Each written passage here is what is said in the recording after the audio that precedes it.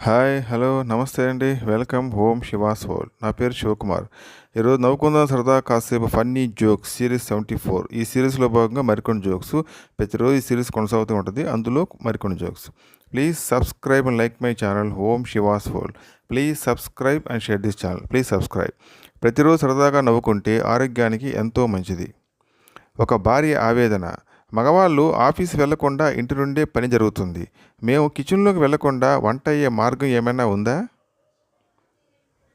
మా bachelor friend Ramarao వారానికి 2 రోజులు వంట చేయడానికి బద్ధకం వచ్చి పెళ్లి చేసుకుని ఇప్పుడు రోజు వాడే వంట చేస్తున్నాడు పాపం. అమ్మాయిని లవర్ ఉన్నాడా అని అడగడం, కండక్టర్ని చిల్లర ఉందా అని అడగడం రెండూ ఒకటే. ఎందుకంటే ఉన్నా లేదని చెప్తారు. పార్వతీశం. డాక్టర్ గారు, మా ఆవిడ గోల తట్టుకోలేకపోతున్నాను. ఆమె నోరు తగ్గడానికి ఏదైనా మందు ఇవ్వండి, ఎంత ఖర్చునా పర్వాలేదు. డాక్టర్, ఇదిగో తీసుకోండి. పార్వతీశం, ఎంత డాక్టర్? డాక్టర్, 5 రూపాయలు మాత్రమే. పార్వతీశం, అంతేనా? ఈ విషయం తెలియక ఇన్నాళ్ళు ఎంత బాధపడ్డానండి. ఎంతకీ ఏంటిది? డాక్టర్, ఫెవిక్విక్. ఏది నిజం? ఆడవాళ్ళు అందంగా ఉంటారు అనేది వాళ్ళ భ్రమ.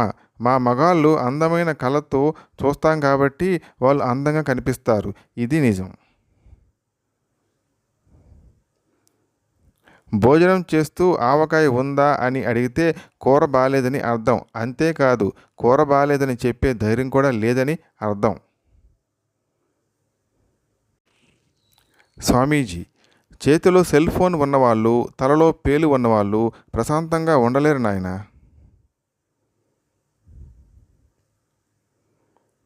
కొత్తగా పెళ్ళైన జంట.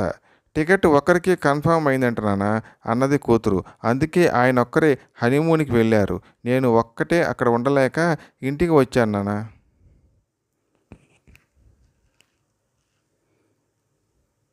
అక్కడికే తీసుకెళ్తా.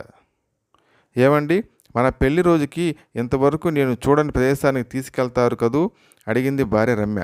ఓకే డార్లింగ్, ఇంతవరకు నువ్వు చూడని ప్రదేశం ఒకటి ఉంది, అక్కడికే తీసుకెళ్తా అన్నాడు భర్త. ఎక్కడికండి అడిగింది భార్య ఆతృతగా. వంటగదికి డార్లింగ్ అని చెప్పాడు భర్త. దేవుడా, నాకు లాటరీలో ₹1,00,00,000 వస్తే సగం నీకే ఇస్తాను అంటూ వేడుకున్నాడు రంగారావు. ఆ మర్నాటి రంగారావుకి లాటరీలో 50 లక్షలు వచ్చాయి.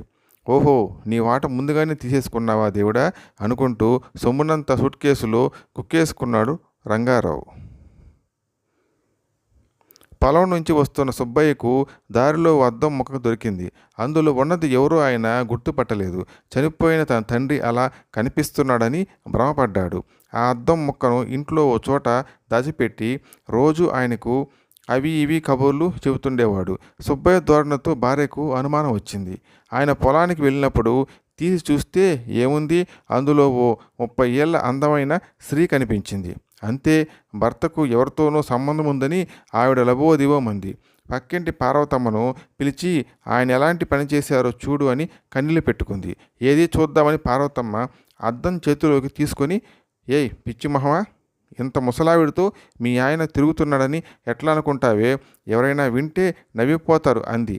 చివరికి అందరూ తింగరోళ్ళే. So please subscribe and like my channel Om Shiva's World. Please subscribe and share this channel. Please subscribe. Thanks for watching. Thank you.